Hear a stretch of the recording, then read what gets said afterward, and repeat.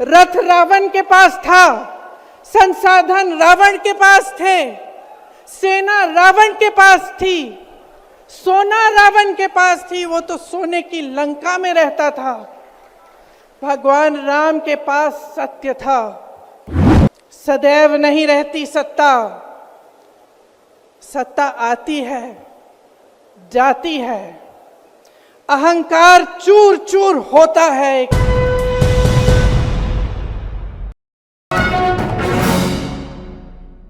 मुझे इंडिया गठबंधन की ओर से इंडिया गठबंधन की 5 सूत्री मांगें पढ़ने के लिए कहा है। इससे पहले कि मैं ये शुरू करूं, मैं एक छोटी सी बात आपके सामने रखना चाहती हूं। देखिए, ये दिल्ली वाले जानते हैं कि ये दिल्ली का सुप्रसिद्ध रामलीला मैदान है। यहाँ बचपन से मैं आ रही हूँ।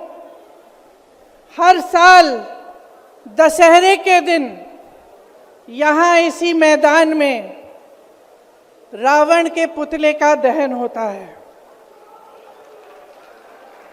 मैं छोटी थी तो अपनी दादी जी इंदिरा जी के साथ आती थी, उनके पैरों के पास जमीन पर बैठ के देखती थी। उन्होंने हमारे देश की ये प्राचीन, हजारों वर्ष प्राचीन गाथा जो रामायण है, भगवान राम जी की जीवन गाथा मुझे सुनाई। आज जो सत्ता में है वे अपने आप को राम भक्त कहलाते हैं। इसीलिए यहाँ बैठे हुए मेरे मन में ये बात आई कि उनको इस संदर्भ में कुछ कहना चाहिए। मुझे लगता है कि वे कर्मकांड में उलझ गए हैं। मुझे लगता है कि वे दिखावे में लिप्त हो चुके हैं।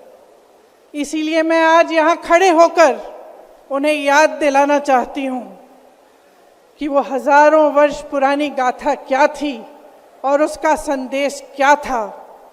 भगवान राम जब सत्य के लिए लड़े, उनके पास सत्ता नहीं थी।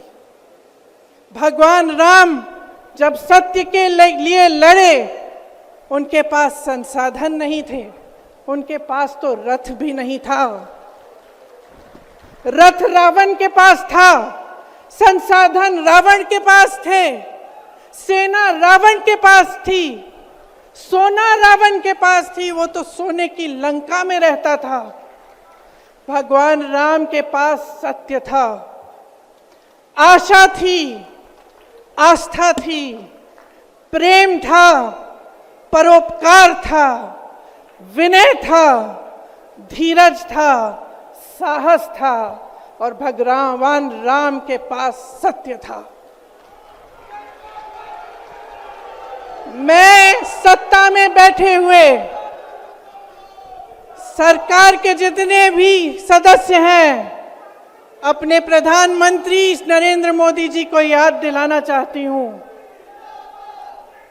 कि इस जीवन राम भगवान के जीवन गाथा का क्या संदेश था। सत्ता सदैव नहीं रहती, सदैव नहीं रहती सत्ता। सत्ता आती है, जाती है, अहंकार चूर चूर होता है एक दिन। यही संदेश था भगवान राम का, उनके जीवन का। और आज यहाँ रामलीला मैदान पर खड़े हुए इंडिया गठबंधन की 5 मांगों को पढ़ने से पहले मुझे ये उचित लगा कि मैं ये संदेश एक बार फिर दोहराऊं। इंडिया गठबंधन की 5 सूत्री मांगें भारत के चुनाव आयोग को लोकसभा चुनावों में समान अवसर सुनिश्चित करना चाहिए। दूसरी मांग, चुनाव आयोग को चुनाव में हेराफेरी करने के उद्देश्य से विपक्षी राजनीतिक दलों के खिलाफ इनकम टैक्स, ईडी और सीबीआई द्वारा की जाने वाली बलपूर्वक कार्रवाई को रोकना चाहिए। तीसरी मांग, श्री हेमंत सोरेन एवं श्री जी एवं श्री अरविंद केजरीवाल जी की तत्काल रिहाई की जाए। चौथी मांग, चुनाव के दौरान विपक्ष के राजनीतिक दलों का आर्थिक रूप से गला घोटने की जबरन कार्रवाई तुरंत बंद होनी चाहिए। पांचवी मांग, चुनावी बांड का उपयोग करके बीजेपी द्वारा बदले की भावना, जबरन वसूली और धन शोधन के आरोपों की जांच के लिए सुप्रीम कोर्ट की निगरानी में एक एसआईटी गठित हो जानी चाहिए।